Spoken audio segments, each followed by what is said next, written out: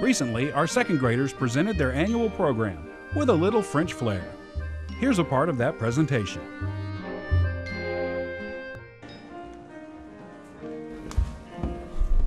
We now present the Happy Lion.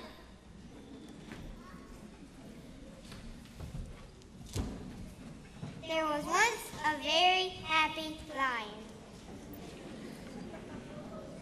His home was not the hot and dangerous plains of Africa where hunters lie in wait with their guns. It was a lovely French town with brown tile roofs and gray shutters. The happy lion had a house in the town zoo all for himself, with a large rock garden surrounded by a moat, in the middle of a park with flower beds and a bandstand. Early every morning, Francois, the keeper's son, stopped on his way to school to say, "Bonjour, Happy Lion."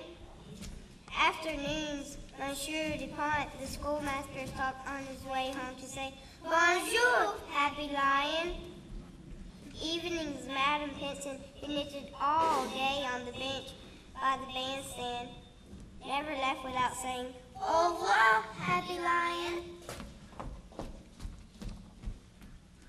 On summer Sundays, the town band filed into the bandstand to play waltz and polkas, and the happy lion closed his eyes to listen. He loved music. Everyone was his friend and came to say bonjour and offer meat and other tidbits. He was a very happy lion. One morning, the happy lion found that his keeper had forgotten to close the door of his house. He said, "I don't like that. Anyone may walk in." "Oh well," he added, "on second thought, maybe I will walk out myself and see my friends in town. It will be nice to return their visits."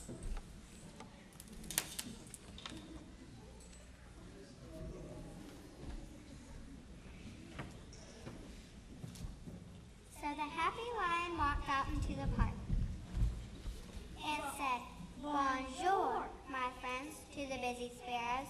"Bonjour, Happy Lion," answered the busy sparrows. And he said, "Bonjour, my friend," to the quick red squirrel. "Bonjour, Happy Lion," said the squirrels, hardly looking up.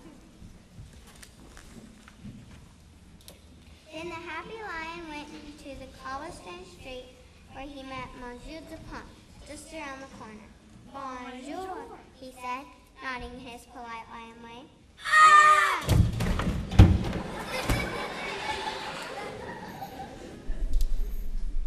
answered Monsieur Dupont, and fainted onto the sidewalk. "What's a silly way to say bonjour?" said the happy lion, and he patted along on his big, soft paws. "Bonjour, madams," the happy lion said farther down the street when he saw the three ladies he had known at the zoo.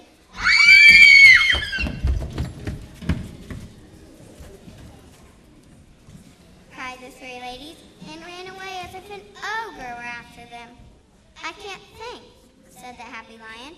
"What makes them do that? They are always so polite at the zoo."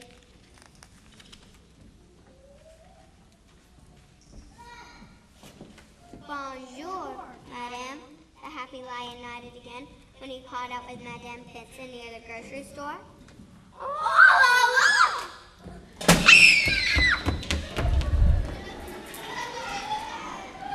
cried Madame Pinson, and threw her shopping bag full of vegetables into the lion's face. Achoo, sneezed the lion. "People in this town are foolish, as I begin to see."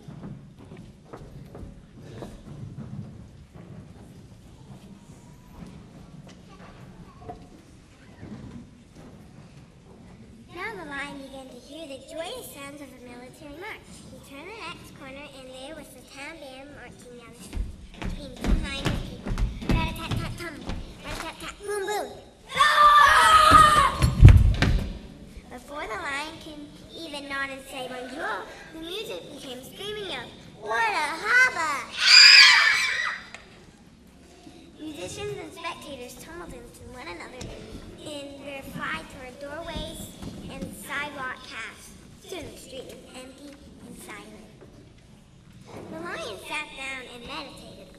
suppose, he said, this must be the way people behave when they are not at the zoo.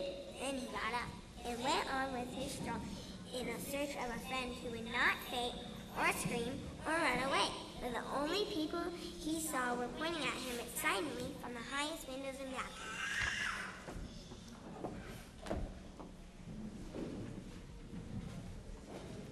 Now what was this new noise the lion heard? Toot, toot, toot, toot, went the noise. Toot, toot, toot, and it grew more and more noisy. It may be the wind, said the lion, unless it's the monkeys from the zoo, all of them taking a stroll. All of a sudden, a big red fire engine burst out of a side street and came to a stop not too far from the lion. Then a big van came backing up on the other side of him with its back doors open wide. The lion just sat down very quietly, for he did not want to miss what was going to happen. The fireman got off the fire engine and advanced very, very slowly toward the lion, pulling the big fire hose along. Very slowly they came closer and closer, and the fire hose curled like a long snake, longer and longer. Suddenly, behind the lion,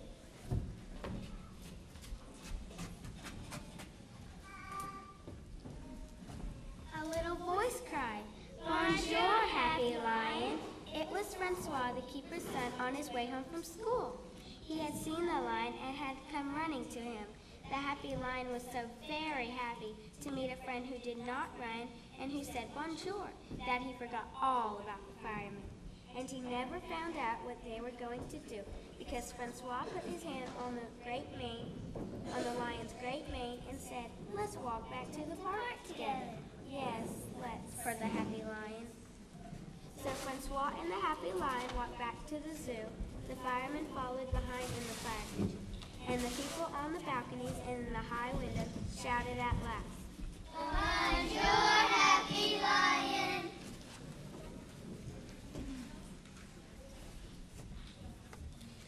From then on, the happy lion got the best tidbits the town saved for him.